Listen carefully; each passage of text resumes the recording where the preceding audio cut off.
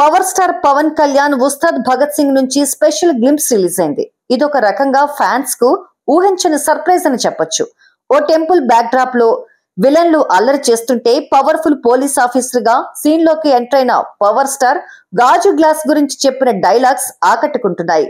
ఈ special glimpse లో గాజు పగిలే కొద్దీ పదునెక్కుద్ది, ఖచ్చితంగా గుర్తుపెట్టుకో, గ్లాస్ అంటే సైజు కాదు సైన్యం, కనిపించని సైన్యం అంటూ సాగే ఈ డైలాగ్స్ జనసేనాని పార్టీ సిద్ధాంతాలుగా ప్రేక్షకుల్లోకి చొచ్చుకెళ్లేలా ఉన్నాయి.